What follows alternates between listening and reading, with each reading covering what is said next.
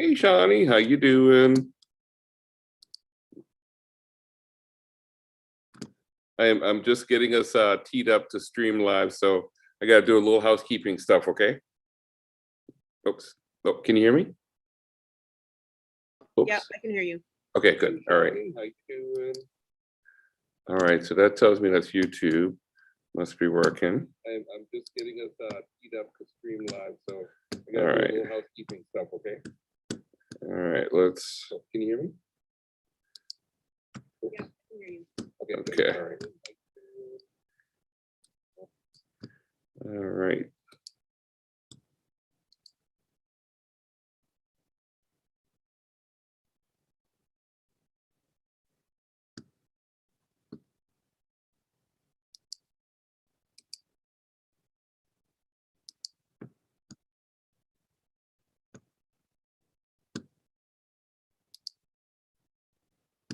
Participants.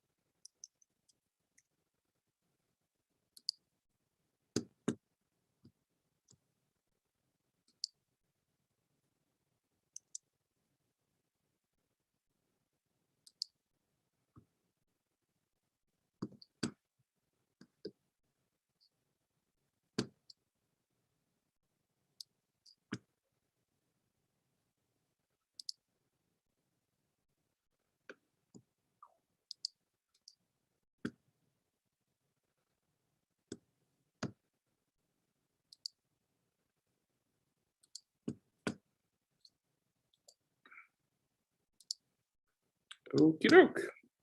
All righty. And it looks like Connor's just joining us here. Excellent. All right. So we are live streaming now on Facebook and hey, hey. All righty. Hey, Kevin. How you doing, guys? Been a day. It's been a day. Oh, same here. I've been looking forward to this though.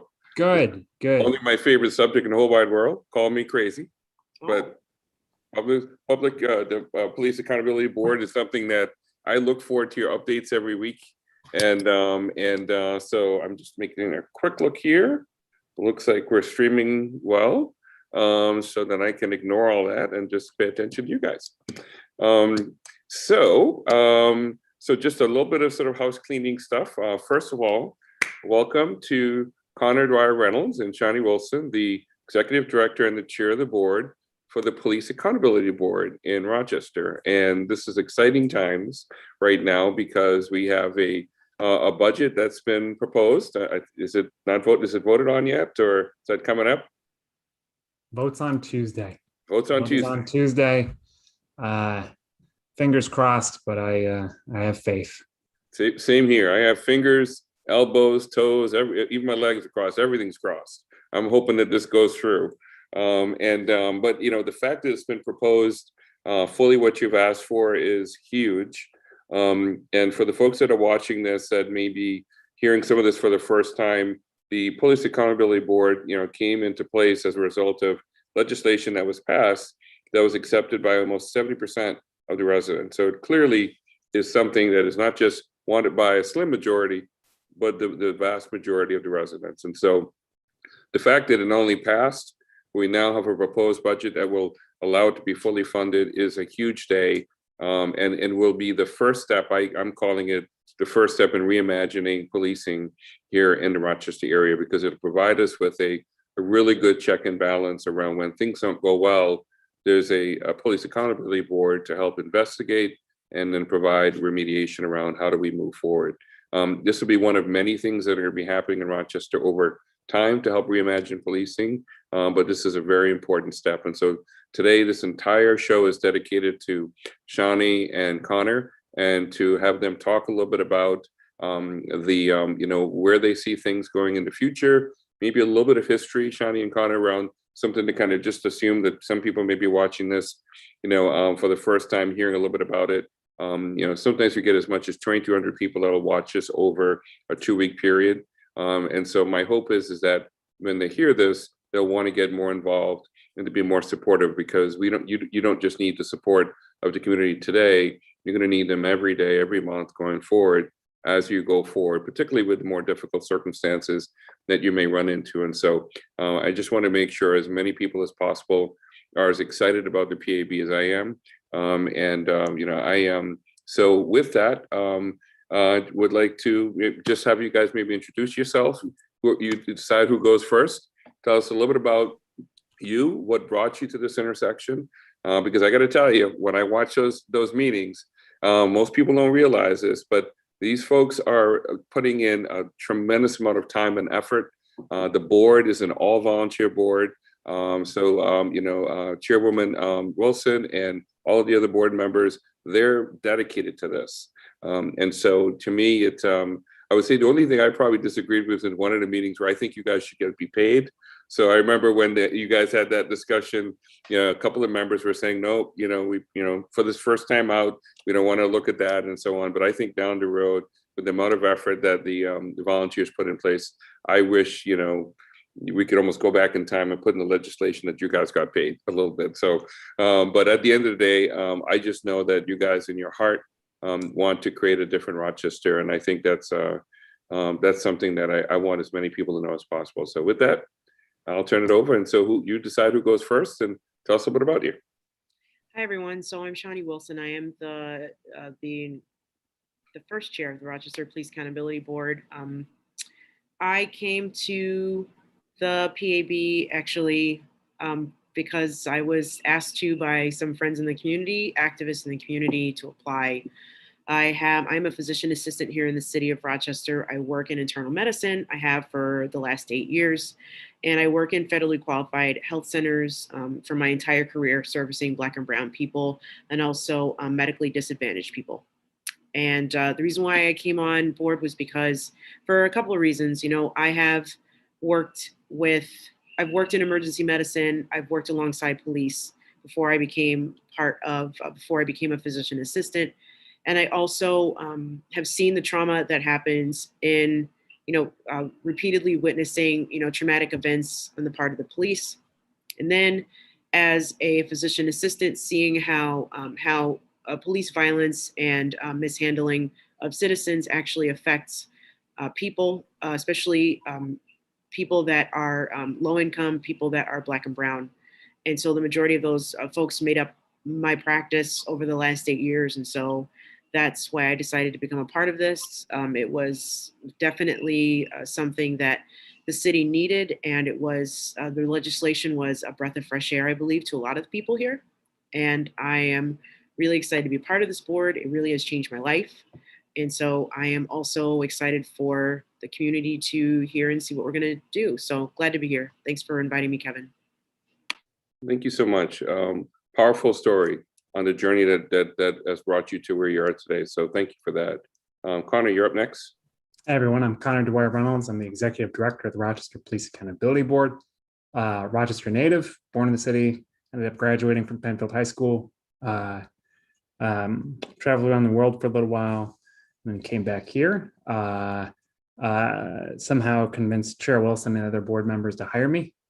And that was back in October, November last year. And we've been working hard these last 6 months to get this police accountability board off the ground, figure out how we can do all the things that Rochesterians want us to do. And just so happy that we get a chance to speak to more people here, Kevin. Thank you, Connor. Thank you so much. I just realized there's a setting I have that's not working well. It's supposed to show all three of us, and it's only showing one of us at a time. So I need to remove that because I have YouTube off to the left to keep an eye on that. So I'm going to remove that. I'd heard that if you do spotlight, it would put just the three of us on, and that's not the case. It's actually not. Alrighty, so Kevin, go to the top right-hand corner and switch from speaker view to gallery view. See if that changes anything. Oh, yes, that's probably what it is. Yes, thank you. Did that fix it? I'm gonna go back to spotlight. Yep, I think that does it. Yep. So let's add spotlight. We should be back again. I take it you've been at this intersection before? I've messed up in all the ways possible. All righty, so I think we're all set. So, in terms of, to me, I think what's really important is about, certainly that journey to get to where you are today, because a lot of people really, this is a vocation. And in my view, from what I've been able to observe, this is really going to be something that's going to take really a lot out of everyone involved. But it also is coming from a place in wanting to see a very different, it's fixed now on YouTube. Perfect. All right. Just saw it to my left pop up. So all three of us on. So when you think about where you are right now, if you were able to, speak in the ear of every resident that's that is in the city, that's going to be, benefiting from the changes, and also for the people in Monroe County that would love to be able to see changes to benefit and create a similar quality of life for all of Monroe County residents, and so there's not this big disparity. And I've shared before on this show that when I think about the changes in Monroe County over the years, some of the stats that I've learned from watching some of your presentations, to me the most stark one is really powerful. That from 1950, when we had about 336,000 people living in the city of Rochester, we only had 400 police officers. Fast forward to 2021, we have 206,000 residents and 750 police officers. So we went up by 88%, even though the population went down by 38%. So what it tells you is that, why do we need that much more police officers when you're seeing a reduction? The only material change has been the demographics of the population. And so what that suggests is that as we became more diverse, over policing started to happen and to where it is today. And so this does not take away from the positive good work that's being done by police. That's really important. That sometimes gets lost in the narrative. It's about the fact that we want policing to be equitable for everyone in Monroe County. And in Pittsburgh, in Brighton, for example, where they have their own police force, they have almost four times less police per resident compared to the city, 10 minutes away. And so therefore, it clearly says that somewhere along the way, we lost our way in the county to where, and in the city to where policing was being used as an investment to address a problem that really needed a very different solution. Mental health, veteran support, homelessness, drug addiction, you name it. So to me, the prescription that was needed were things that we're starting to see happen today. Instead, what we did over time as a community is we just kept investing in policing and not realizing that when police showed up to these events, they really didn't need a police. They needed a social worker. They needed support. They needed care. And at its base, they needed humanity, right? And so I think that's actually one of the things that, and I believe structural institutional racism was a factor. And how do I know this? Because we have those same features in the suburbs, and we have not been solving them with policing. We've been solving them with support. And so I think it's really important that we recognize that is something that's certainly been a factor for us, and we want to make sure that this is our opportunity to reimagine policing. And I sort of affectionately call it putting the serve in front of the protect, to make sure that humanity is at the foundation of whatever it is that's going to be happening going forward. So what are some of the thoughts you guys would like to share around where you see things today? What are your needs, and what can we do to help support yourselves and the board? So I just want to address something that came up just today.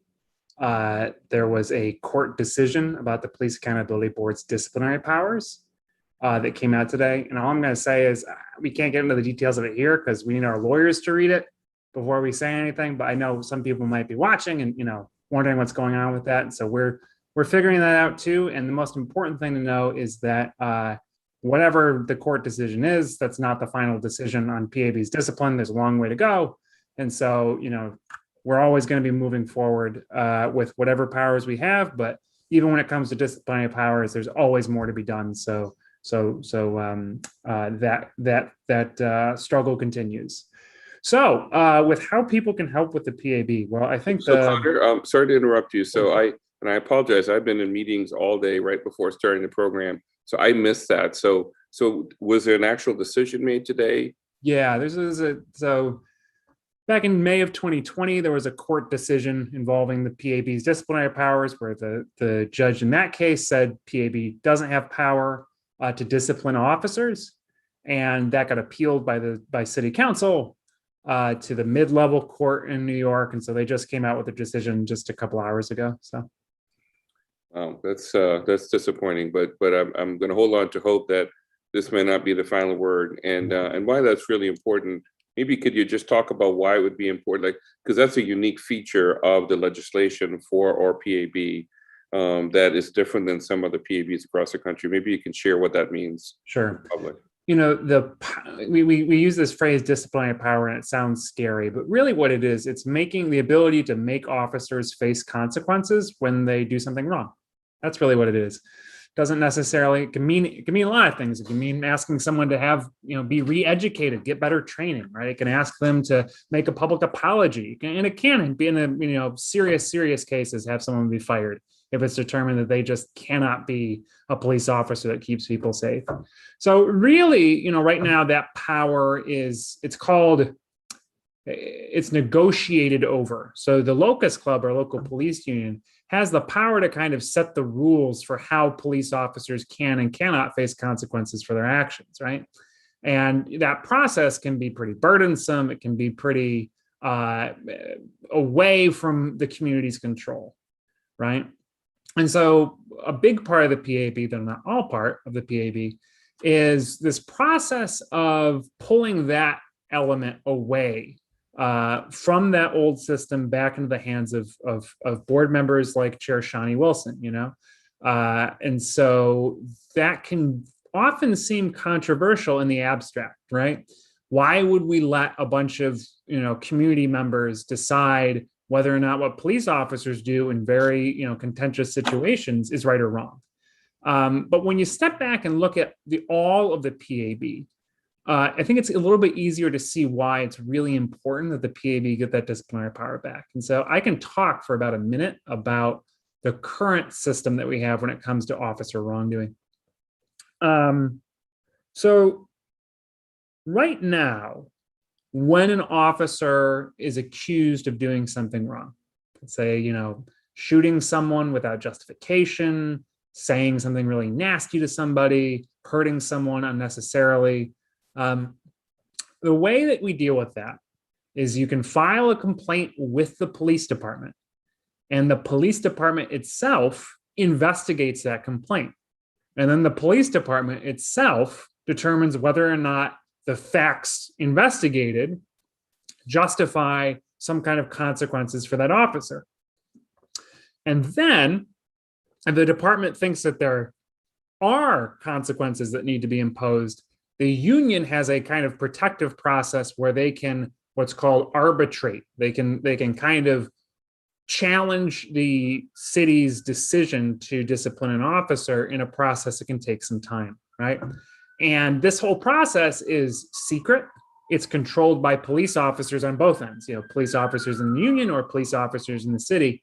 It's very slow. It can take months and months and months and months. It can take years to get decisions. And the community has no stake or voice in the whole process, right?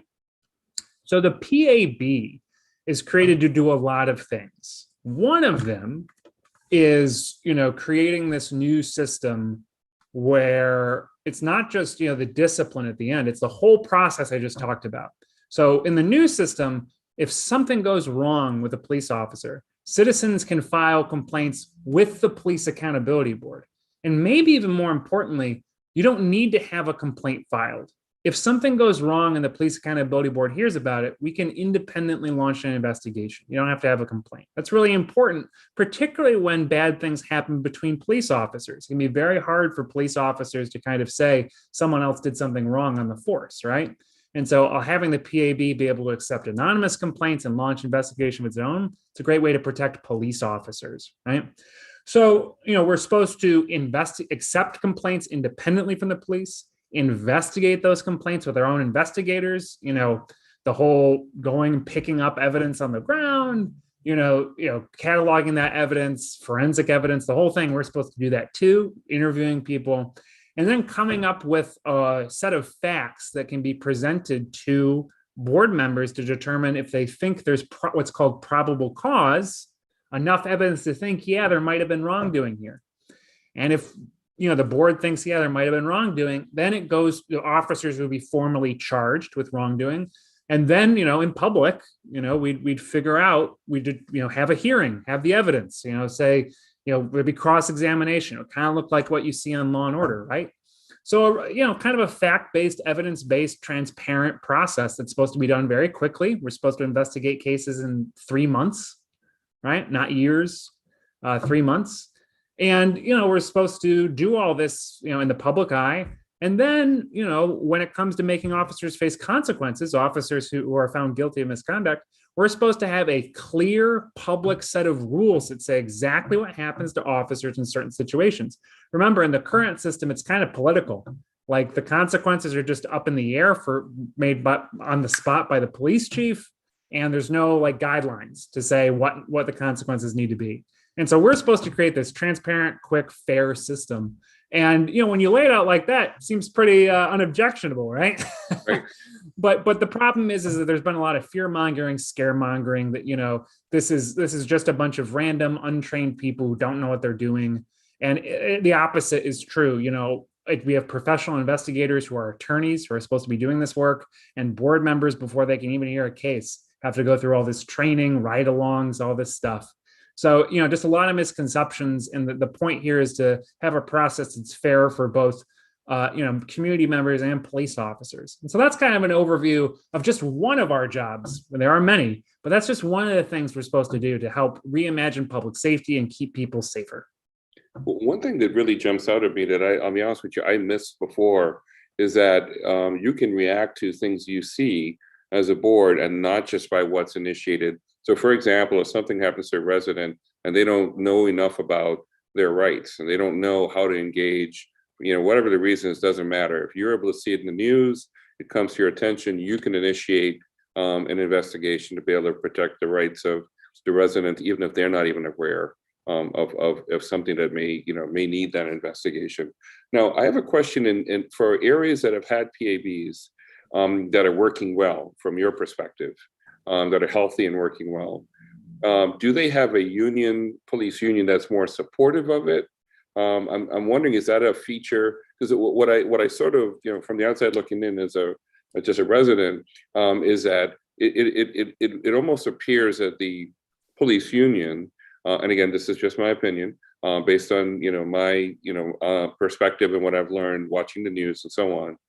It does not appear that the police union is as supportive of the PAB and the value that we are seeing. Like everything you just described to me sounds straightforward, makes sense. And I would, in my mind, I have a hard time thinking who would object to that.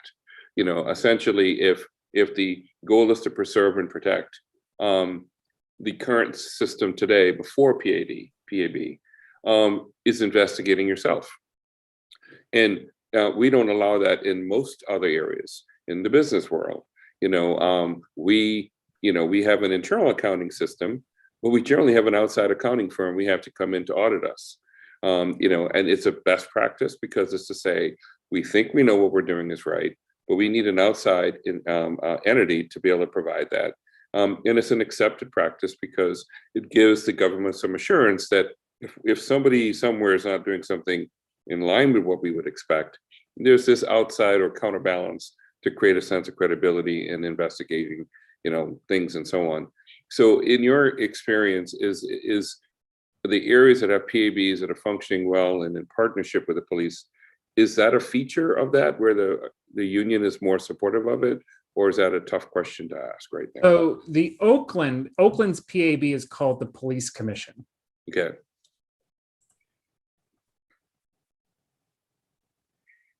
That's a headline from last year.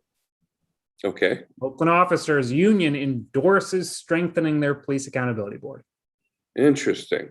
Yes. So wow. Okay. So you're good. It's like you read my mind. Just so you know how good Connor is. I actually didn't tell him I was asking that question. That just came up. So thank you, Connor. Yeah, I'm gonna give you a quote from Mike Mazzio is the head of our union. So here's the head of their union. Yes. Justifying this endorsement. The thinking is that instead of going back and forth about this and that with the police commission, let's give them everything they need. Then there will be no more excuses and we can get on with the real business of fighting crime and protecting the real people who are affected by it. Now, there's nothing stopping our local police union from taking a similar position, right? Right. Yes. And I talk to Mike Mazzio regularly. I hope that he'll, someday come around. The thing is I think that once people see, my hope is that, and we'll talk about this in a minute, but we're hopefully going to be getting off the ground in terms of investigating cases. Right. We probably won't be able to discipline officers right away, but certainly investigate cases. I think people are going to be really intrigued by how fair and transparent our process is. Yes. And I think the more work we do, the less anyone will be able to say, like, this is, a kangaroo court that can't do its job. And we're already seeing that, Kevin. When the police department comes out, releases videos and says, this is what, in some controversial incident, this is what happened, trust us. I get calls from the media asking what's the real deal here, right? And that's because people know that the PAB is an evidence-based, community-driven organization. We don't get out ahead of the facts. What we always say, people call us and they expect PAB to, be throwing bombs or, advocating for this or that. And we always say, we want to follow the facts and have a fair and transparent process. And the thing is, just by saying that, it shows the contrast to the current system, with, earlier this week, the police department released a set of, edited, annotated, audio-free videos. And they said of an incident where an officer appeared to have been kicking a man in custody. And, the statement from the police department was, we're releasing this footage in the interest of transparency. But they didn't release any of the body-worn camera footage that has the audio that would give so much context for, why the incident happened in the way it did. And so that's not transparency. That's something else, and this community is just tired of it. Right. We're tired of that. Everyone's tired of that. And so the fact that we now have a police accountability board that's focused on doing something a different way, I think a lot of people, not just, people who are, out here maybe in the streets calling for a change, but also people, everywhere across the city are seeing a police accountability board that can work for them. You got it. In fact, and one of the things that I would say that struck me too as well. And so I think for anybody that's watching this, that's with the police, that's a police officer. And one thing I would maybe suggest is that, the union is not just a union, right? The union is really an organization that supports its members. And so for the members of the union who are police officers, remember, your leader serves you. And so if I'm a police officer, and I'm thinking of one of the police accountability meetings the other day where you had a former police officer who had retired. I forget, it's Stevenson? Marvin Stephenson. Marvin Stephenson. And I was so taken by that presentation by you guys, because here was somebody who's retired in a reflective way, looking at what was it like to be, policing while Black, how the two different worlds you have to navigate, and you're really being part of a system that you want to change, and at the same time being in a community that's saying it's not working. And so he shared some things that really moved me and made me realize that I really believe that there are more police officers today on the force that actually share what he shared. He's not alone. And so if we believe that, let's extrapolate that for a little bit. When you're listening to this broadcast, what I would suggest is you should be sitting down with Mike Maggio, sitting down with the leadership of the union, and telling them what you need to see.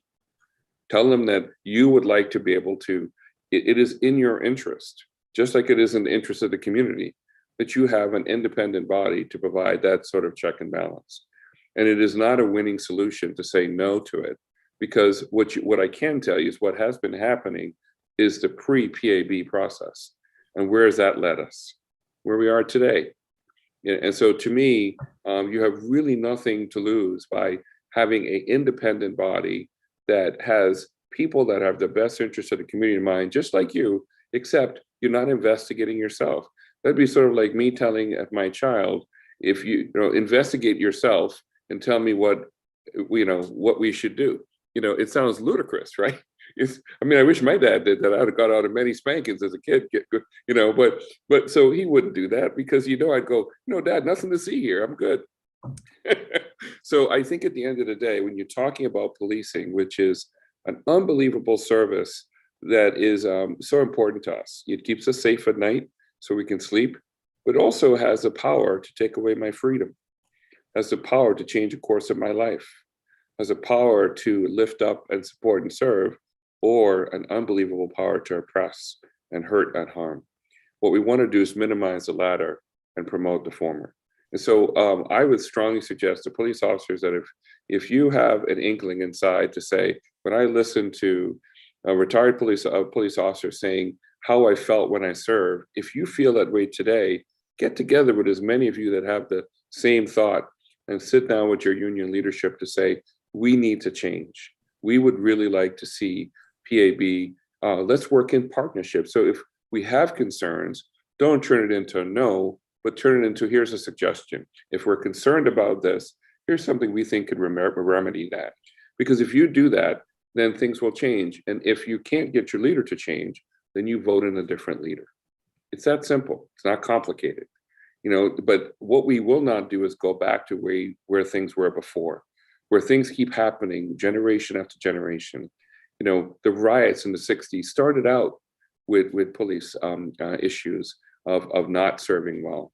And here we are in 2021, and we're still talking about it. And so to me, what it tells you is that we need to have a partnership between policing and the union, and it should reflect the needs of the people. Because if it doesn't, and this is one of the questions I'm going to throw out to you, Connor, is that if the police union's needs is being considered more important than the needs of the community that the police are supposed to serve, what's the remedy for a community? Could we vote and to say, we want a brand new police force, or we need something different than what we have? Is that even something that a community has ever looked at to say, if we can't get that to work, could you actually, not renew the contract and say, I want a totally different approach? I'm not sure what that would mean, but what can we do if the union continues to ignore the will of the people? Man, I'm sure Chair Wilson has some thoughts here. I can only speak from the position of, not being a lawyer who can give definitive answers about New York State labor law. Okay. But this is important because this is a great place where responsibility can be dodged, right? Right. If what we say is that the only thing that can be done about the union is at the state level, tweaking state labor law to change things, whatever, there's a lot of things that can be done in Rochester. So, for example, the union is currently in open contract negotiations with the city, right? Oh, okay. Right. Most people don't know that. It's So open. those contract negotiations have never been open to the public and transparent. That would be a great first step. I would love to see those negotiations done in the open. Right. I would also love for the city to talk about what its priorities are at that bargaining table. Is one of the priorities making sure that, you know, police do things differently? Is one of the priorities, you know, police accountability board stuff? I don't know, but the point is that, you know, a union's like every other union, you know, they bargain and it depends on what the other side's asking for. And so the question in this moment is, what is the city asking of its police union? I'd like to know. And I think a lot of Rochesterians would too. And you don't have to wait for a state decision on that. So I have a question for you. That you brought up an interesting point. So the fact that the good news is, I think, the fact that it's an open negotiations right now, which means there's an opportunity to set those priorities you just mentioned. So whose decision is it to make those negotiations public or not public? Is that a county decision, city decision? Is it a union decision? Whose decision? Whose desk is that sitting on? You're going to get a lot of different answers depending on who you ask. Okay. I don't want to put words in any city attorney's mouth, but it's a negotiation between the city and the union. Gotcha. Okay.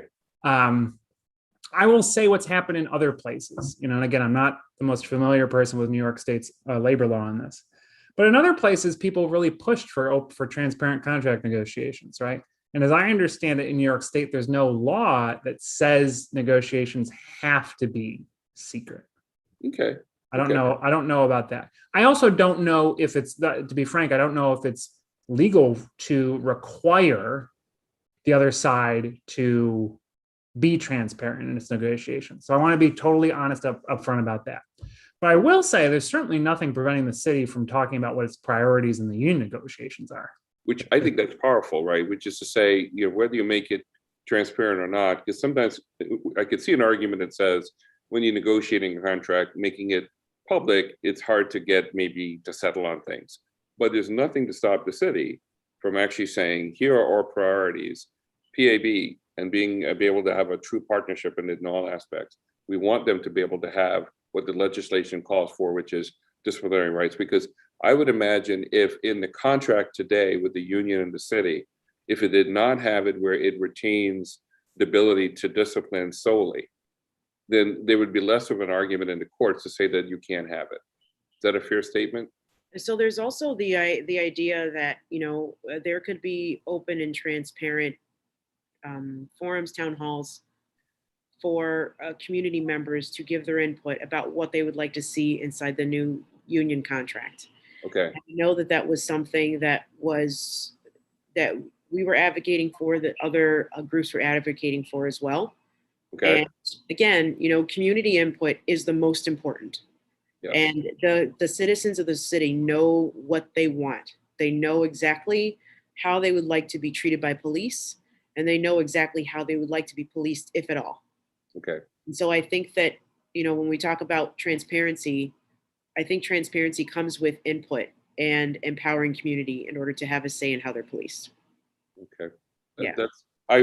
That's so powerful too, Shani, because to me, if we keep coming back to that center, what does the community want?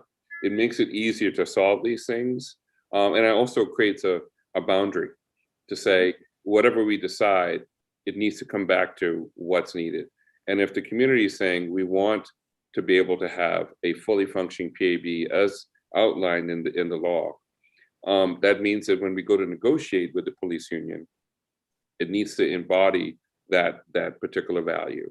And so, you know, so I'm really, you know, I would say this is really important. And so to the folks that are out there, how can the community support the both of you and the board around making sure that the city understands as they're negotiating with the union to really have those sort of community needs up front? What can we do to help you guys with that? I would say for me, one of the things that I really would like the community to know is that their voice is important and that their voice is needed. I think that there's, you know, a real learned helplessness when it comes to what happens here in the city. That, I was on the corner, somebody was shot right outside my apartment, and there was a man standing there, and the man lived, and he was taken to the hospital. And but the person I was standing next to just shook his head and he was like, "It's not even summer yet." And it's just like this kind of like shrugging of it, like, "Oh well, it's not summer yet." You know, I think that there's a real we need to have a real sense that people have a stake in what happens here, and it just does not happen to them. But I think that comes with consistency, that comes with time, and that comes with continued pushes for input of community feedback. Yes. And so I think that that's one of the things that I'm looking for. That's one of the things that we'll be doing this summer. I know the Police Accountability Board Alliance is meeting at the public market every Saturday for the Every next month. Saturday. Well, what time? From when to when? So open to close. Open to close. Okay, perfect. All Well, right. not like 5 a.m., but like 8:30, I believe, Okay. because the market opens pretty early. But they're going to be there, and I'm there. I think the only Saturday I wasn't there was like 2 weeks ago, but I'm there asking people what they want me to do, what they want the board to do, what do they think policing should look like here. If we have the idea of what policy and procedure changes should we be looking into, I explain what that means for them on the ground. We don't have disciplinary power, but we all have the power to scrutinize, examine police procedure and policy. And I explain how that affects their daily lives. So with that in mind, what does that look like for you, and how would you like policing to change here, if at all? And so it's been really great conversation. It's been really fun, actually, because the people know who we are, they know what we're doing. That's really cool. People are watching our meetings, and it's encouraging. And so I would say just community input, feedback, and then just stay tuned, because there's going to be a lot more. There's going to be a lot of community engagement this summer. Excellent. Very cool. Thank you.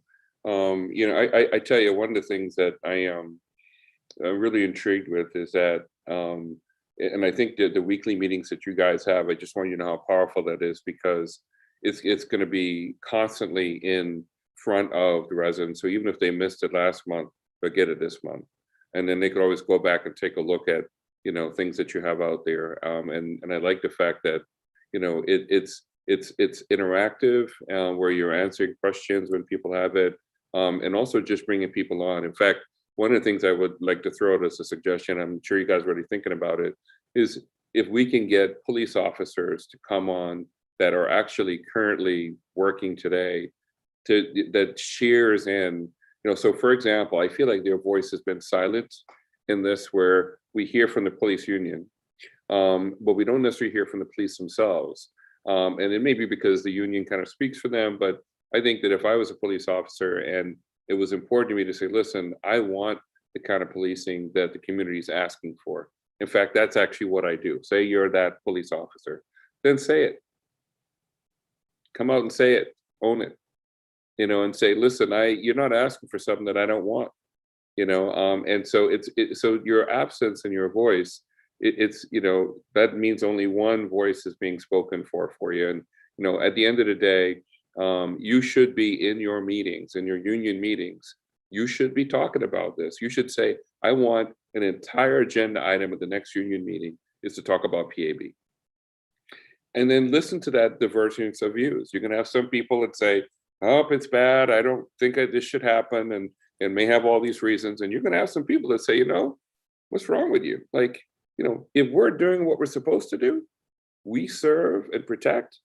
If we're doing that, why on earth would we have any issues with a separate entity helping us, using that word intentionally, when things don't go well? It will do two things. It will identify police officers that we should have already identified ourselves, because most police officers that are going off the beaten path don't just wake up on Monday and go, I'm going to just change my whole course of correction. I just spent the last 15 years doing A. I'm going to do B today. Generally police officers, and evidenced by If you think of who the police officer who killed George Floyd, this was one of 18 issues that he had that had been ignored by the police force. So what that tells you is that when you have a culture that is protecting almost to a fault, you cannot ask that same culture to police themselves. Now, if we had seen people being identified and released on a regular basis, there might be some credibility there where the public will go, hey, you know, they caught the person after the second action, or third, or fourth, or fifth. But in Chardrin's case, 18. And the only reason we caught him is because he was videotaped killing him, right? And so to me, if you're a police officer or your law enforcement group that really is dedicated to serving and protecting, and I believe most are, then you need to be speaking up in your police union and demanding to say, we need to stop this. And, you know, pick up the phone and call Connor. And let's start talking about how can we collaborate. We're not putting a person on the moon. If I look in the newspaper, in fact, Connor, I want you to take that link and put that in, because on the event page here on Facebook, so people can look to it. So for the police officers, all you got to do is print that out, give that to Mike Mazzeo, and say, you don't even have to come up with your own quote. Use this quote. You know, let's collaborate with the PAB. Because I think that if we can do that, we can now make this a more collaborative type of an approach, because to what Chairwoman Wilson just shared, this is what the community wants. They want you to serve and protect them, but with an emphasis on service. You know, that when somebody makes a mistake, they should never, under any circumstance, lose their humanity. And no one is in a position to take away the humanity of another person. So even when they've done something bad, you got to treat them with care as you're trying to, you know, arrest them or put the handcuffs on or so on. Now, certainly you got to protect yourself. So I'm not arguing that, you know, sometimes, you know, things don't really go as smoothly as you'd like. But at the end of the day, as soon as you've been able to subdue the person, humanity should be right there to say, okay, let's just, you know, we're protecting you from hurting yourself and hurting anybody else, and let's get you, you know, to the next step, whatever that next step is. You know, yeah, thank you for that. So what are some of the things that have surprised you so far with where you are today? So I'm kind of curious. I've been sort of watching in the balcony, and I'm just, you know, what are some of the things that have surprised you so far, in a good way and in a surprising way, about your journey so far as chair and as executive director? And I see Shani smiling, so I'm going to pick on you first. So I'll start with the good. Okay. I was surprised about my journey that I was capable of doing this. I think that there's a lot of young leaders here who don't really have a lot of mentorship. And so they go kind of blindly, fly blindly into some of these leadership positions. There's a lot of folks right now in my life that are kind of doing the same thing, that are really energetic, looking to really change some things in the cities they live in, and really kind of helpless trying to figure that out. But, you know, I think that when I gave it time, it just kind of worked out, you know, really, that everything will work out really kind of really sat with me the last couple of months, 6 months. The fact that, you know, talent is real, and that we should be teaching young leaders to believe in their talent and not to doubt it. And so that was really cool. Wonderful. Thank you. Yeah. The thing that was that was the most surprising to me in a negative way was just about how internalized city government and just government in general really is not built to serve those that are marginalized, and that the law is really built in order to uphold those that have power, and that you literally have to pry it out of the hands of those that benefit from it.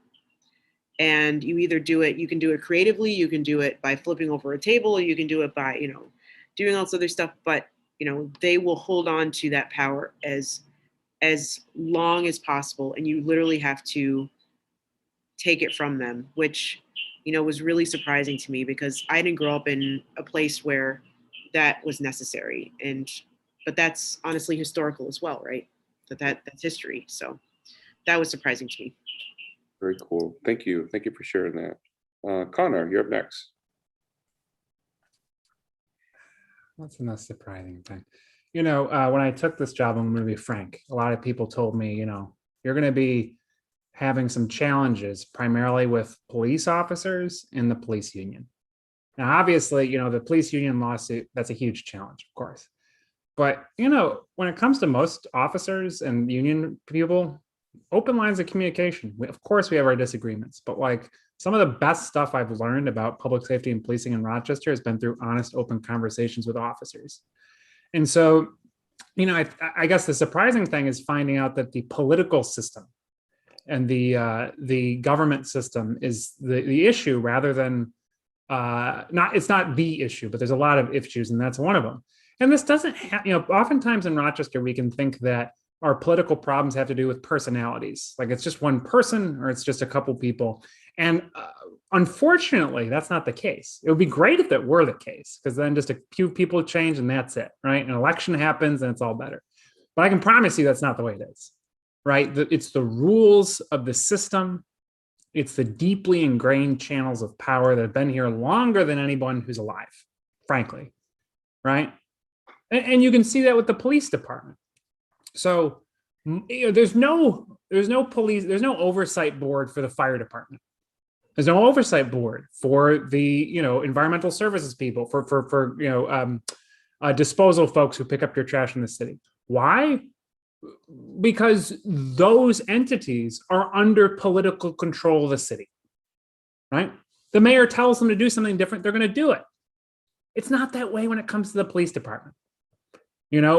Just a few weeks ago, when there was that body-worn camera footage that came out, there was that SWAT team shooting of a man, and there was no body-worn camera footage. The mayor issued a statement that said, "I am requesting that the police department look into changing the SWAT camera body-worn camera policy." But the mayor's in charge of the police formally, right? But as the system has existed forever, the police department has made itself independent of the political system, right? And the system of government. So that's a system of government where you have a whole part of it that just isn't responsive to the people. So it doesn't matter who the mayor is. There's this culture and set of policies and procedures that make the police department literally out of control. Not like running crazy through the streets, but out of community control. That's a system problem. That's not a person problem. Right. And so those issues, those are the ones that have been the hardest. And so to your question about what surprised me, it's that. Again, usually it's about seen as, police officers versus, people who want to hold them accountable. And it's not that. It's about the community against systems of power that oppress them and strip them of power. So I got to tell you, I think you'll find a lot of people are surprised by what you just shared, right? Because I know I didn't know that until last year. Like, to me, it was really clear to me that why are we asking the police force for things as opposed to demanding it? Why are we negotiating certain things that you would think that, you ask and it happens, right? And so it's almost like outsourcing one of the most critical services for the community in such a way that you can't even make a decision today because this contract is not just about labor, it's about service, right? Big difference, right? So if you think about that for a second, like most union contracts in the business world are about labor, benefits, and pay. Very rarely does it talk about certain things that have to do with the service that they're providing.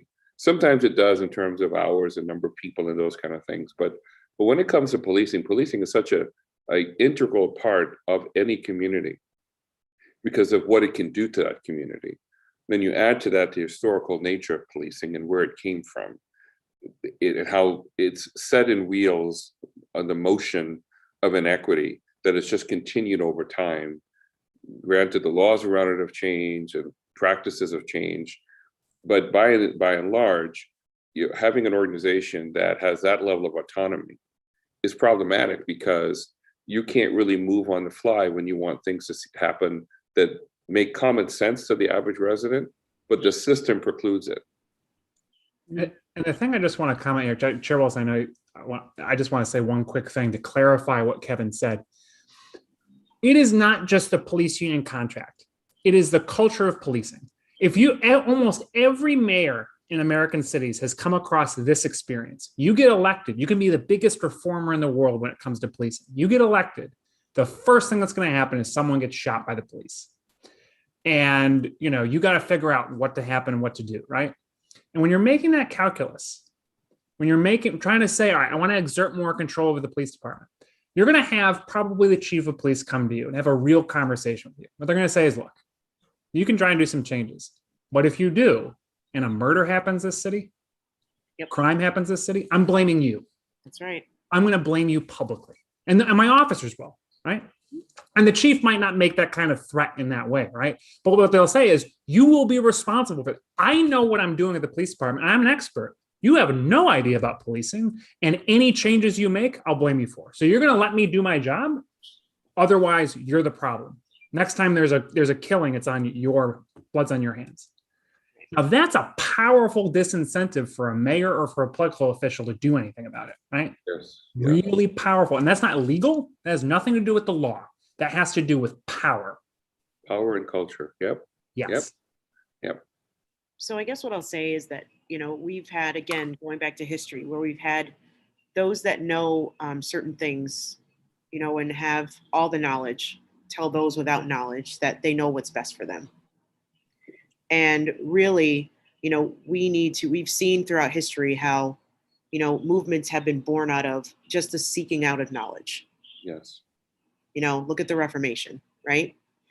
So we really need to, be uplifting community to make sure that they understand how they're policed, right? The intimidation tactics, right?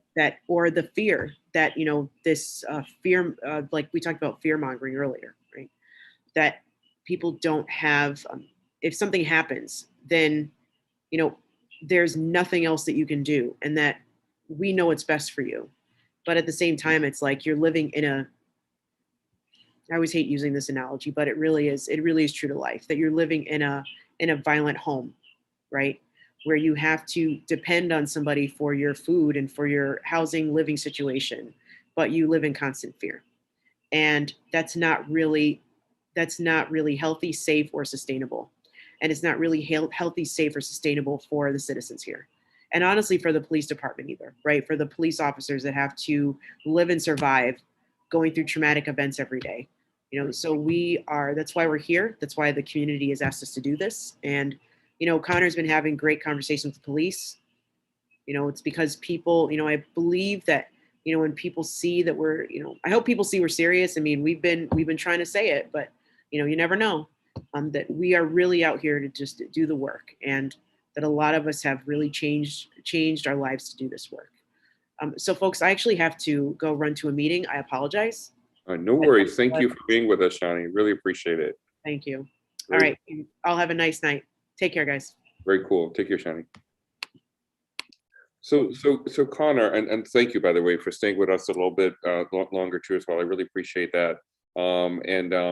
So because I'll be asked questions that I hadn't thought I was going to come up with, is that how do we, and maybe educate me on this. This is really a true question where, and for those folks watching, I am not anti-union in any way, shape, or form.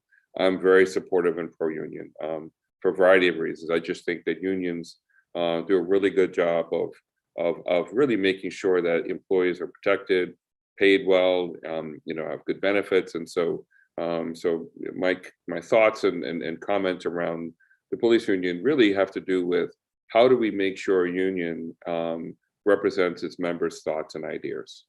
How do we make sure that the members of that union are in fact sharing those thoughts and ideas? So at the end of the day, if you look at the example in Oakland that Connor shared, it is possible. There is a world that exists where the police and law enforcement, the union, and their police accountability board in any form is working in partnership. It's essentially, in its simplest form, is having a separate entity be there to investigate things that happen when things don't go well, and to provide a balanced approach towards it's not all about just firing somebody or affecting somebody's career. In fact, some of those investigations could lead to you're good, you did okay. And it's not political. It's a really fact-based. And so there's a lot of good benefits to having it. And so I would strongly suggest to the police officers that are maybe silent today to speak up in your union meetings and to demand a change and to say we need to embrace this because this is what the community wants. I really hope that that's something that happens, because I would imagine, Connor, that would change your world dramatically. Yeah, and the thing about you, if you talk to officers, right, they think the current system's crap. Yep. Oh yeah. They think it's political. They think it's it hangs over their head too long. It's not transparent. Yes. We share a lot of the same criticisms. Here's a place where me and Mike Mazzio agree 100%. The root problem is policy, procedure, and culture. He might not say culture. He's just going to say policy and procedure. I'm going to say all three. But if you think that the problems we're seeing in Rochester when it comes to policing are about bad apples, you're missing the fact that this is a government agency. And at the end of the day, what are officers? They're agents of government, right? And so they do what they're told. Now, sometimes they don't do what they're told, and that's important. But it's even more important when they do what they're told and the community thinks that's wrong, because that's a systemic issue, right? There are definitely going to be cases where we have officers, just like in any organization, you have some people who are just off the rails. Yes. Everyone agrees about that. There's no debate about that, right? The question is, are we willing to look further in those cases where I promise there's going to be cases where the community says, this looks wrong. It looks bad. And, the police department, police officers say, you know what? We were just doing as we were trained. Right. The Police Accountability Board has to be able to say, yeah, and the training is wrong, and we're going to change it now. Right. Or something like that, right? Or, so that's just so important, because here's a problem. If the Police Accountability Board, looks at the facts and says, all right, policy, procedure, law, everything is okay, we do a disservice to the community if we aren't constantly keeping those systemic issues alive, right? Right. We always have to be focused on that. And I just don't know anyone who disagrees about it. Again, the one point I want to bring back to was your initial point about bringing people together. Yes. And I'm all about that. I'm about it because people have information and knowledge that other people don't, right? So I say this all the time. If I don't learn everything about what it's like to be a police officer, dangers, benefits, everything, I can't do my job, right? But sitting down at the table with people does not mean compromising away fact-based and evidence-based policy. If I sit down with police officers, or I sit down with everybody and I say, okay, here are the facts, and the facts say X, Y, and Z need to happen, I don't care if someone says, well, I don't agree. Well, if the facts say this, we're going that way. Right. And we have to have evidence-based policy and procedure and systems, right? And I gotta say, that's going to be hard for some people because the facts are not going to line up with some people's worldview. That I just really want to make that clear, because oftentimes when we talk about let's get everyone together, let's talk, what it really means is a negotiation where power rather than the facts determine what happens. And of course, when you sit down with something like the police union or the police department, they're the most powerful people in the room. And so we can't have power determining policy. We have to have evidence and fact-based stuff. To me, that's huge, right? Because to me, what you just described is really the essence of equity, right? Because at the end of the day, power sometimes is in conflict with equity, because power is trying to preserve sometimes the power itself or its ability to have influence and power, whereas facts tend to point towards where's north, and that's where we go, right? And that's going to point in the direction of the facts are bearing out a certain outcome, then everybody should coalesce around that because there's an agreement that the facts will drive the direction. And that makes perfect sense. So when you think about, I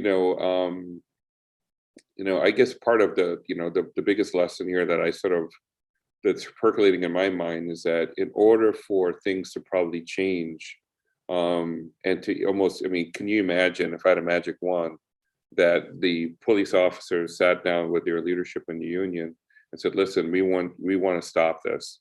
We want to be able to have a collaborative relationship with the PAB. Let's find out the areas where we can really, come to some agreement on what we need to do so that we can respond to the will of the people. 70% of the people voted for the PAB, and they voted for it with the way it's set up today.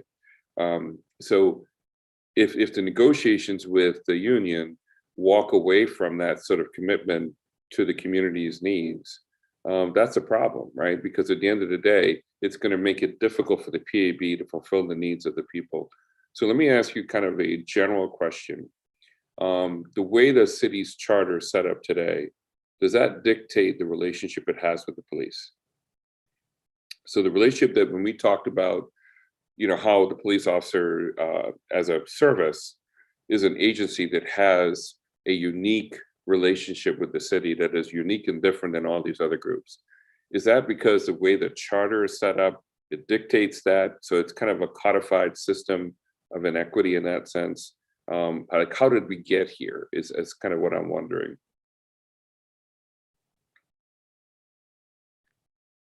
That's a great question.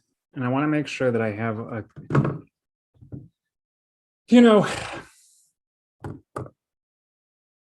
the city charter. Well, here's an interesting point. Okay. Structural issues. So going back, if you look back in time until 1960 something. Okay.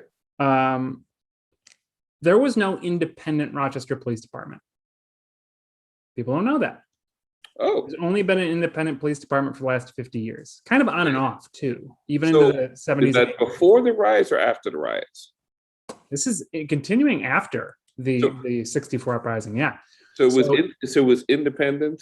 It was it is independent now. Like we have a Rochester Police Department.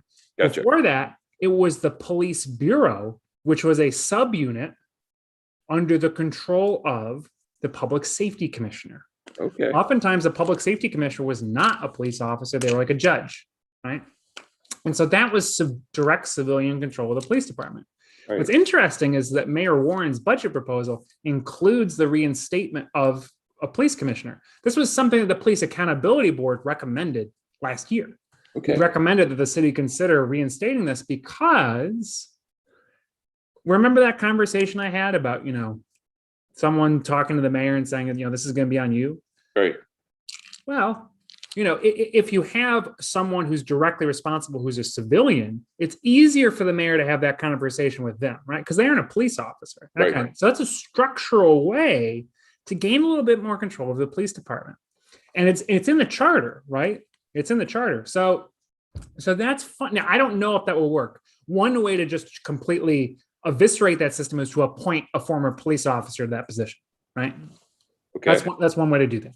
Okay. But that's a more direct way of having civilian control. But also, Kevin, this is even more fundamental point, and it's why the Police Accountability Board is so important, because it represents something more than just something about police accountability. Look, if there's a structural problem with the city charter, it's that ordinary people have no say in city government outside of election years. You get to vote for your representatives, and that's it.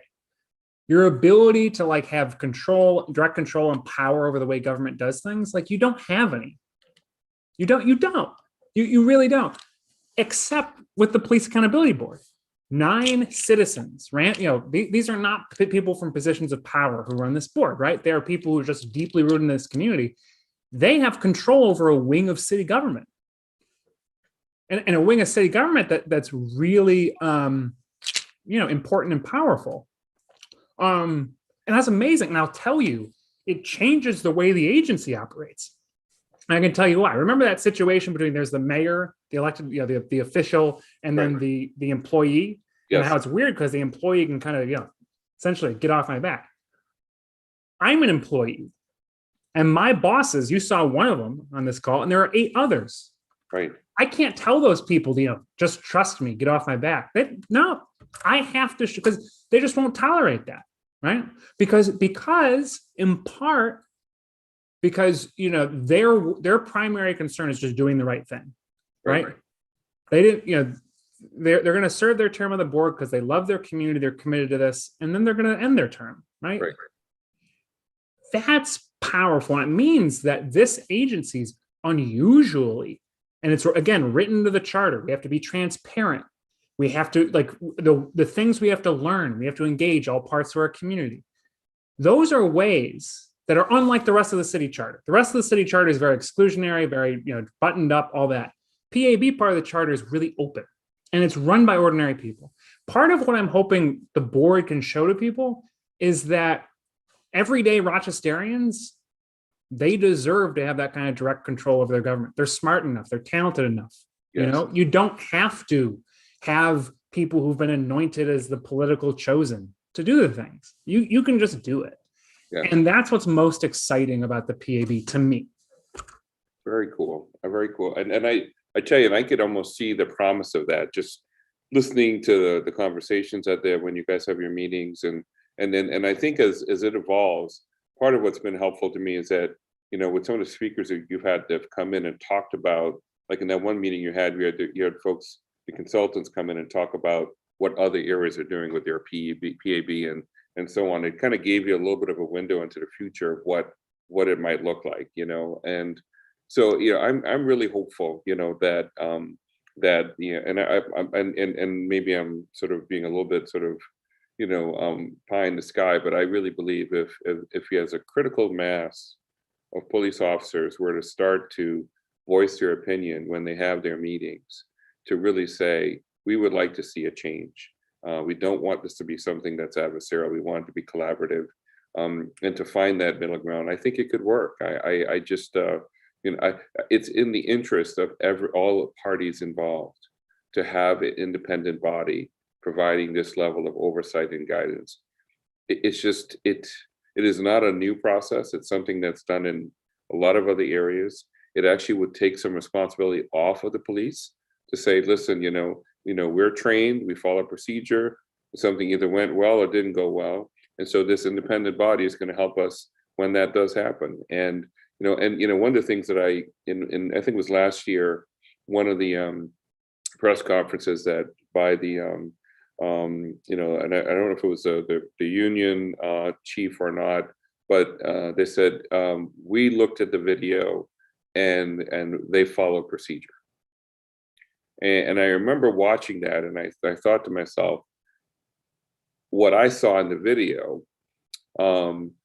even in context, when we got all of the information, right, that the procedure was not humane.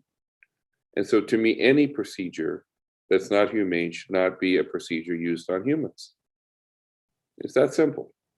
And so therefore, the procedures need to always have a level of inspection that may sound good in the classroom when they're being trained, may even look good when they test it out with each other. But when it's deployed in a situation that's less than ideal, where there's stress, there's adrenaline, and all these other things, you may find out that procedure ends up being something that could be deadly, or certainly life-changing, or also changing how the community will view policing when they see that procedure.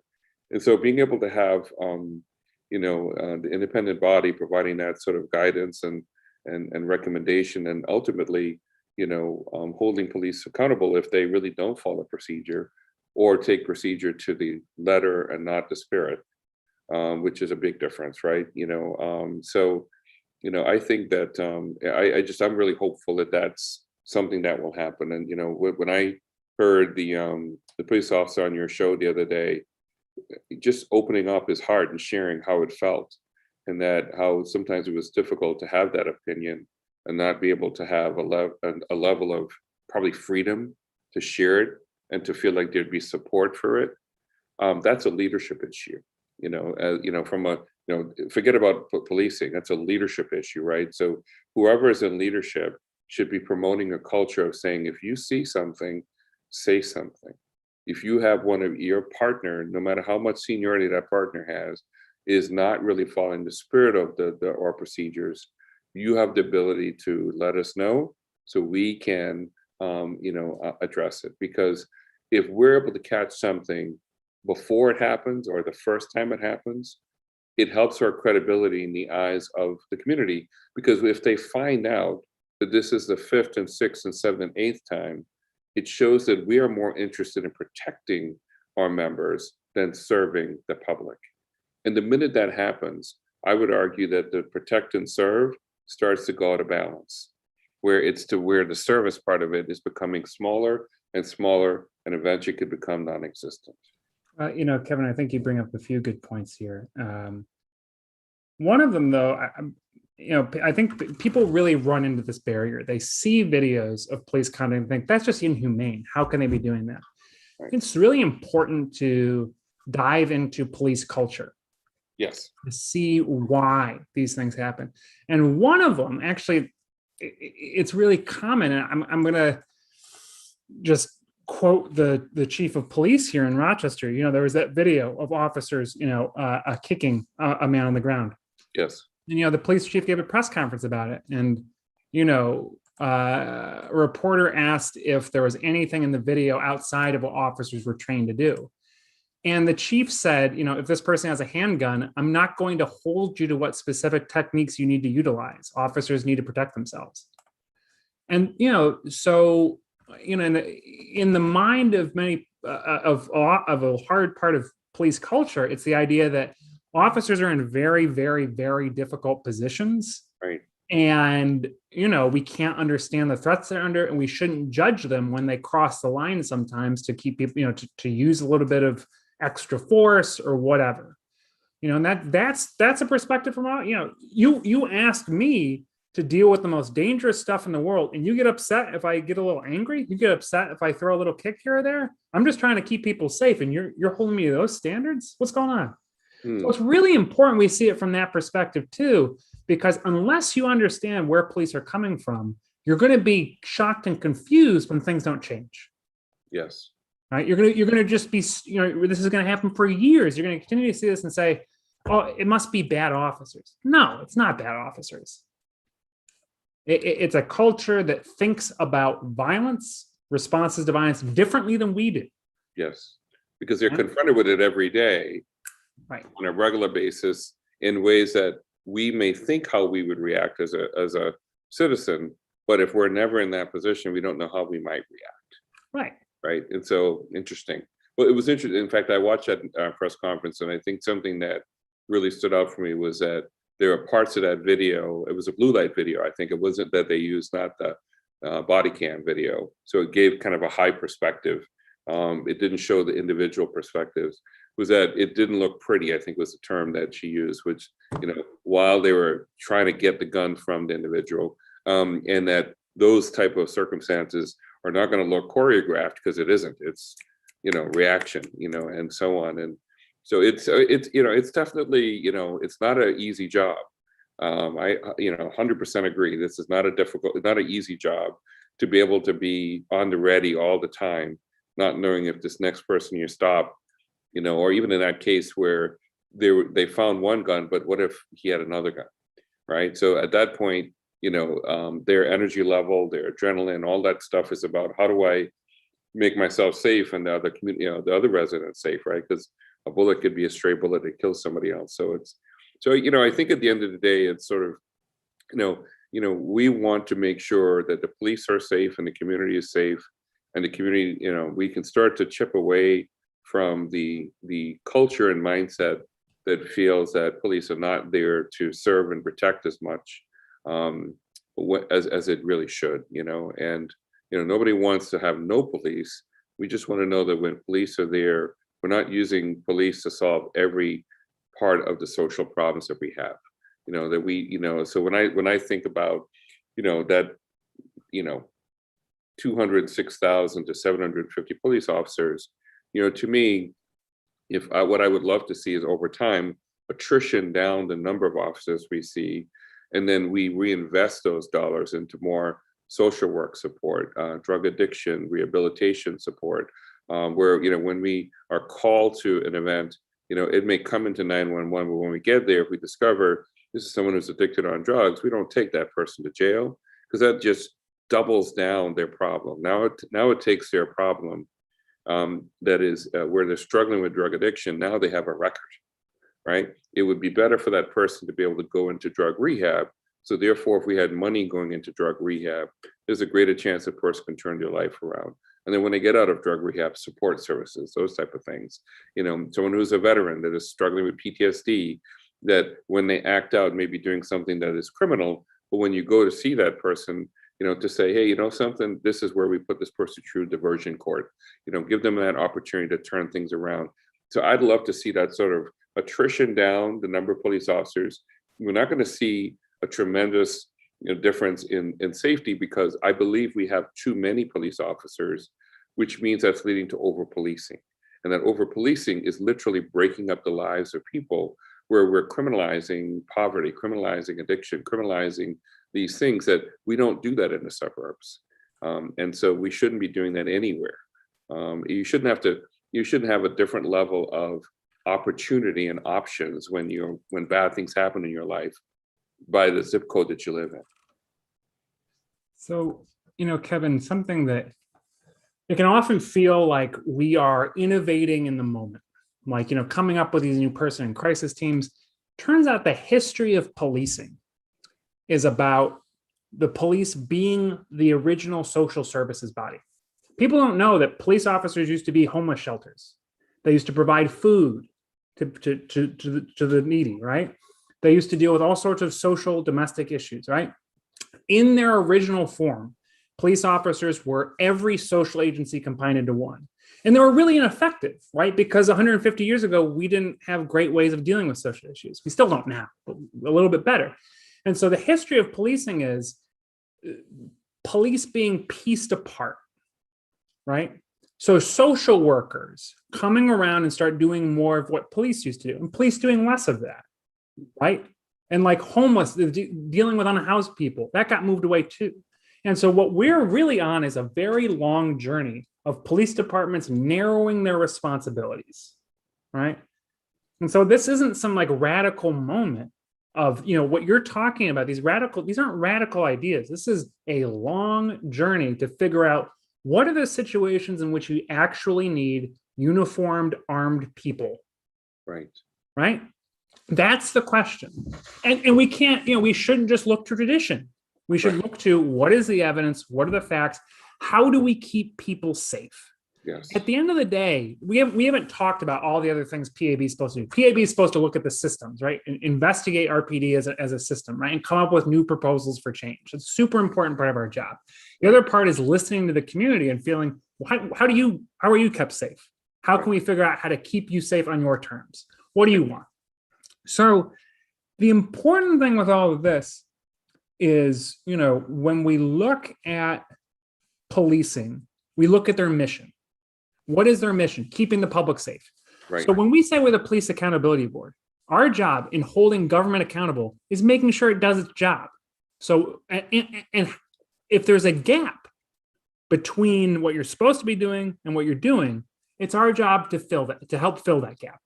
Okay. And so the question is always, is the way we currently structure our public safety system with a large amount of armed police officers at the heart of it, is that actually the best way to keep people safe? And all we can say is let's look at the evidence, let's look at the facts and figure out a solution. That's not radical, that's rational. And I love that. So actually, can you maybe expand on this? So we've been talking a lot about sort of like the accountability part, right? So maybe can you talk a little bit about the other parts of the PAB? So when you're fully staffed, you have 50 people and you're rocking and rolling, what are some of the type of things that will be going on besides that part of it, which is, been probably the primary thing that we've heard in the news and so on? There are other parts to it. Maybe just share a little bit of that. Yeah. So, we're going to be hiring a lot of people if we get this money. And so this is a jobs program for Rochesterians. I just want to emphasize that. One of the things we're supposed to do is we're supposed to have a group of people who just systematically look at Rochester Police Department. What are the policies, procedures, practices? How many people are getting pulled over for having a taillight out? How many people are getting arrested for not having a bell on your bike? Are there racially discriminatory patterns of enforcement? These are questions we're supposed to figure out. How many times did the RPD use spit socks on people? The hoods that we saw on Daniel Prude. How many people got sent to the hospital by police officers? Do police officers use body-worn cameras? These are all questions you don't answer necessarily in the context of an allegation of misconduct. But you want to answer those questions to prevent bad things from happening. And then you have, policy people who are supposed to be figuring out, okay, public safety. How do we actually keep people safe? We're supposed to have a whole team of people just dedicated to answering that question. Now, that's powerful, by the way, Connor, what you just said. I'm sorry, because what that tells me, that's kind of like a Six Sigma team in the business world that is looking for problems before they happen. And in fact, looking at redesigning things to better meet the needs. I mean, that's huge. It seems I'm sorry, I didn't mean to interrupt you, but it seems really straightforward, doesn't it? Yeah. Oh, absolutely. Like why? But the thing is, the radical thing is, we've never had this happen in the history of Rochester. And for so much of the way we do, pushing for change in Rochester is people volunteering their time, people devoting their free hours and moments to doing this, and no one get paid. Police Accountability Board gets to pay people full time with great benefits. This is your sole job. Figure out these problems. We've never had that before. That's the institutionalization of energy. I can't tell you how I have such high hopes for what's going to come from that. Because it's going to be data. I mean, you just touched on some really important things. How, like, when you start analyzing the data, when you talk about over policing, what does that mean? Well, you have to look at the numbers, right? To say, what are we stopping people for? Is it disproportionate to what we do elsewhere? To say whether or not is that a good use of time. So you could actually have a change. Let's pick on one, for example, stopping people for not having a bell on their bike, right? Having a bell on your bike is important, but one could argue, is that enough? Is that a good use of time for someone for safety to give someone a ticket or so on, or, arrest them for that? And if you look at it and go, hey, system wise, we've had 1,000 of those this month, or 1,000 over the last 6 months.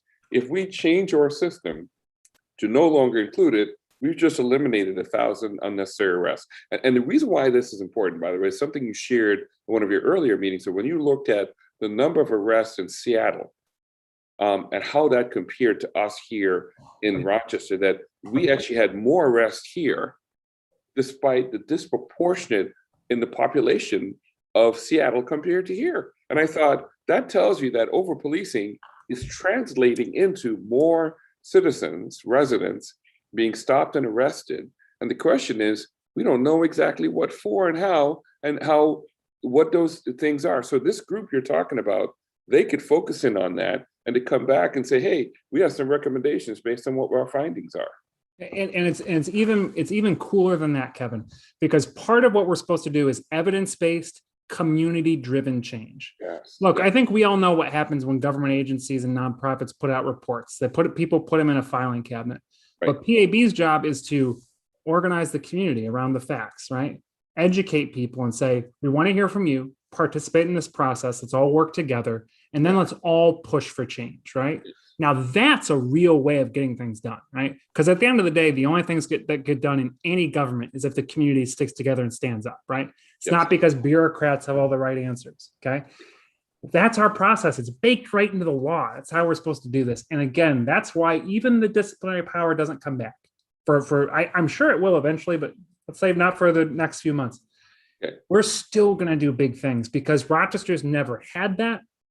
And once the possibilities are endless when we do, because imagine a months-long we always have commissions coming together. Everyone volunteers and all this stuff. They come up with a plan that has a million things. What about paid staff working with community leaders issue by issue? Let's target this very specific thing. For example, traffic enforcement. Should police officers be involved in traffic enforcement outside of felonious, that's a question. But it's a question to answer. You need data, you need community input, and you need a well-crafted plan.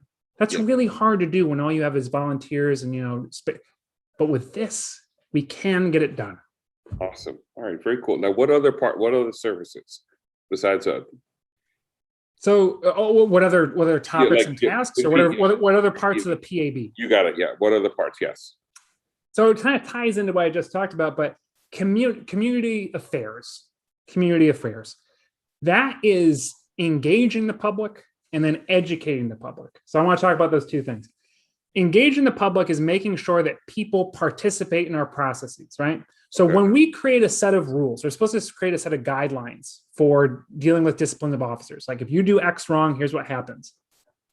We have a responsibility to bring community members in and say, what do you want to have happen? What are the rules you want to see? And then make those rules, right? Community engagement's bringing people in to do that. That's cool. That's amazing, right? So that's community engagement. And then community education is letting people know the facts about policing, like kind of the policing statistics you talked about, and what the PAB is up to, right? Making government transparent. And this two-way street of education and engagement. What I call that is our accountability mechanism, right? People always like to ask me, how is the PAB accountable? Are you accountable to does the mayor control you, does city government? I can give a long answer that's essentially city council has the ability to appoint our members, set our budget, et cetera. But that's like ordinary accountability. That's, based on politicians. Our accountability is making sure we are as transparent as possible and we involve the community as much as possible. Because if we are, we can't get that far away from what the community wants, right? I can't because there's 9 community members above me. And if I go out of their direction, they get me, right? Gotcha. The thing is, our job is to make sure that kind of control is throughout this entire agency. We have to be the most open, transparent, connected agency in the city of Rochester. Excellent. All right, my goodness. So is there any, as you on divert, so let's be optimistic here. The budget passes, you have money and you're getting ready to hire. What are some of the things that, you can share with the public around maybe the types of jobs that may be open?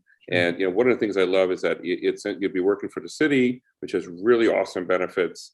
And one of the things I really applaud you and Chair Wilson, that you guys are really dedicated to making sure you pay a livable wage. And that's one of my hot spots. I believe that's one of the things that we need to do more of here in Rochester. And I know that's something that's very important to you and Shawnee. So what are the types of jobs so that people need to kind of stay attuned and look out for, and also where would they find these jobs too as well? Well, I want to talk about the kind of institution we aren't going to build. Okay. This institution, our agency has to be filled with a lot of lawyers because to fairly, investigate and prosecute officers for misconduct that can often be legal in nature, you got to do it fairly and effectively, and that's usually with attorneys. Yeah. So, the normal motto would be a law firm.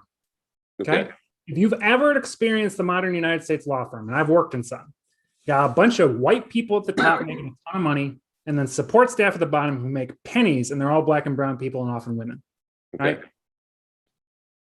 We cannot be that organization. In part, not just because the pay equity issues and the power structure issues, because the people at the bottom, they're tasked with all the grunt work, they get to do nothing. Right? That's not fulfilling work. That's not being part of the actual agency's operations. Right. And so when I'm talking about, I preface this to say, the jobs that we're going to put out there are going to be rewarding in a lot of different ways for people. They're going to be good pay. We're not going to have those crazy wage gaps, right? We're going to do everything we can to fight that. But more importantly, we're going to give people work that's really sustaining, really sustaining and fulfilling. So some of the positions are, obviously going to be that investigation section. We want attorneys, investigating attorneys to come in, look at the facts, collect the facts, write reports, speak to the board, be transparent about this stuff. We're going to hopefully have case officers, people who aren't attorneys, who have responsibilities for making sure that the process works from, the investigations process works from beginning to end. And part of those people's responsibilities are to hold the system accountable for community members. Here's how. When you file a complaint with us, we want someone who is an advocate for you, not for an advocate for your side, say, but an advocate for you as a citizen interacting with government. So, people who make sure you're informed about when your dates are, what the process is, keeping you updated, making sure you know how everything's going, right? And connecting you to community resources the PAB can't provide. For example, help to file a civil rights lawsuit or, social support or something, right? That's a great job, right? And we can make it a good paying job. It's more than just being a secretary or something. It's about being an integral part of the process. Right. You're a little bit of a community advocate, a little bit of an investigator, those kind of things. And then, some of the other jobs in the different sections we have, the community engagement section. we're going to need people who are deeply rooted in our community, who can make sure all parts of our community are overseeing our work and participating in our work. We're going to have a social media manager, right? Because one of the most important ways that people in the city of Rochester, particularly young people, learn about what's going on through social media, unless we're meeting them where they're at, they're going to miss out on a lot of this stuff, right? Yes. And then, just policy people. If you're a data nerd, you got data nerd and you got a little bit of social justice, come work for us. We need someone to look through the numbers with the police department and figure out their patterns that are weird. Look, if you are a young person who's really caring and committed about alternative ways of dealing with public safety, come work for us as a policy analyst. Be one of the people who builds the alternative model, not in some room, dust up with a computer, but by working with community members to figure out what they want. These are exciting, amazing jobs. And the point is, we want them filled with local people from Rochester. Yes. We are not trying to hire a bunch of smarties out from New York City or DC or something. We want people from here because we know we have the expertise and talent to get it done. Very cool. Man, that's compelling. That's compelling. Look, if all the econ people out there, all the people who care about jobs, PAB is about to list like 40 jobs in the coming months, 40 to 50 jobs. When was the last time government had a hiring spree like that? And for jobs that it's not, minimum wage, it's not unlivable. These are good jobs that you're going to be able to support people on. Okay. You got it. Very cool. Well, I tell you, so you heard it here, folks. So there's going to be some openings and you've gotten a chance to see the energy of Connor. You can't really engage with Connor without walking away feeling filled up. So Connor, I want to thank you so much, you and Shani Wilson, for being here today. What I'm going to do once I've done wrapping this up, the link is on LinkedIn. So if folks are on LinkedIn, they'll be able to see this on Facebook. I didn't do it on Twitter, but I'll post the link so they can watch this. YouTube is where it's actually housed. And so when you click on it, no matter what platform you're on, it'll take you to YouTube. And the reason is that's a very a general platform that everybody has. So and it's I just want to thank you for your leadership and the leadership of Shani Wilson and the whole board. I love listening to you guys. Each of you have your own different personalities, and it just works so well together that it's just been a pleasure watching and seeing the things that you're doing. And I will be keeping my fingers crossed around the vote coming up next Tuesday. And then also, I just want to close with, because this is really important to me, because when I listened to your show the other day, when you had and this last name was Stevenson, right? I keep forgetting his last name. Stefferson, excuse me. Marvin Stefferson. I know him as Marvin. I always mess up his last name. So when you had Marvin on and he shared how he felt, I remember for the first time saying, I'm imagining other police officers having those same feelings today that are currently on the force, and my hope is that they will start to have a safe space where they can start to share openly how they feel. I appeal to the leadership in the police officers organization. It is your job as leaders, no different than in the business world, to create an environment where your employees can speak up. And if they see something that's not going well, they don't really feel that they can't do that because they'll actually suffer some form of retaliation. I think what's really unique about police officer as a job is that the fear is that if you see something and say something, is that person not going to have your back when you're out there in a situation where you need to have someone that has your back when there's a situation that recurs, you need someone who's going to, protect you, if you will. And I think that's the part that makes it a little bit unique compared to the business world. And so that's the reason why it's important for leaders to say, if you see something where you have a police officer that is not embodying the mission and vision and the qualities of what we stand for, and in fact could jeopardize how the community sees us, you need to be able to feel comfortable not just sharing it. We will protect you. And in fact, the person who did that, they're the ones that really should be removed, right? Because if that happens, it really lets the community know when you are actually doing that on your own as part of the normal course of business, The PAB will be just doing it for things that happen that you have not already seen, and so, to me, it becomes something where it should be working in partnership. And so I'm just hoping that the police officers will really start to ask Mike Maggio to really reconsider his position on some of these issues, because a lot of these things come down to leadership. And, I've only met him once or twice over the years as a elected official, but I don't know him at all. But I would just encourage you, Mike, if you're listening, do what you can. This is one of those moments in history that you will look back on, your kids will look back on, the community will look back on to say, it happened on your watch. So this is, make sure you're on the right side of history. And right now, what we need is leaders to really figure out, how do we answer the call that Shawnee Wilson talked about, which is, it's all about the community. Yep. What does the community want? What do they need? And at the end of the day, if you're an agency that's serving and protecting, you have to ask yourself, who are you serving and protecting? If you are serving and protecting the community, then you have to listen to what they want. And what they're saying is, we want the PAB, we want an independent body to provide that check and balance. So make it happen in a way that makes sense. So that's kind of my closing comments before we leave. Is there anything else you want to say before we end, or? Nothing at all. Thank you so much, Kevin, for giving the community this wonderful opportunity to learn more about us. Very cool. All right, and we'll bring as things evolved. In fact, when the budget passed and you started getting your first set of jobs that are posted, I'm going to ask if you guys can come back, and then you can talk about what those roles are, the type of folks you're looking for, so we can really get the community support for people applying for those roles. Would love that. All right, thank you. All the best. All right, take care.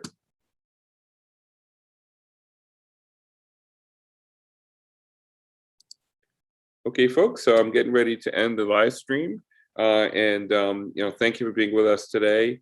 This is a pretty exciting discussion on the Police Accountability Board. And if you are watching this and you're not from the Rochester area and you're interested in finding out more about what it is to have a PAB, please feel comfortable either reaching out to me or to Connor Dwyer Reynolds. It'll be easy to find. If you type in Rochester Police Accountability Board, it'll come up. You'll see Connor, Shawnee, and the entire other 8 board members. All of the board members are non-paid staff that have regular jobs during the day, and they also volunteer to serve on the board. Connor Dwyer Reynolds, so is the executive director. He's fully paid and is full-time. That's his main job. And he's just hired 2 new people, and we'll be hiring more, about 50 people that they expect over time. So if you're interested in having something like that, please reach out to him. He's an attorney by trade, and one of the things your community can do is you put a referendum when you have one of your elections, and educating people first on what it is, so they know what they're voting for. And so that's generally how it starts. So then they would vote for, as a community, for a PAB. In our case, it was 70%, I believe, of the people said yes to that. So it was overwhelmingly, positive. And so now we're going about the business of, getting the funding line up. And there might be some things that Connor has learned from that whole experience that may help you, so that, that we're maybe funding ideas come up, so, getting it fully staffed is really important. And an easy way to fund it is, if you happen to be in an area that's having over-policing issues or having some police, accountability issues, generally what it means is you are overstaffed policing-wise. And how do you know that? Is you just take a look at the numbers. And, in our case here in Rochester, 750 officers for 200,000 residents, compared to 400 and 336,000 residents, back in the 50s. And then, and even at that, if that number doesn't tell you you have more than you need, right next door in one of our communities, as I shared earlier, we have, about, 1 police officer for 1,200 or 1,000 residents, compared to 1 for 250 or so for our residents in the city. So what you do is you attrition down and use the money from that to fund your PABs. It's pretty simple. And so and if you do that in a thoughtful way, it shouldn't jeopardize security. because then you're able to really make sure that you have policing where you may have higher incidents of maybe say crime, and then you're reducing in areas where you have a lower incidence of crime. So anyway, I think that's it. Thank you. Hope you've had a good week. This is a really exciting show. I was looking forward to this. And stay tuned. Take care.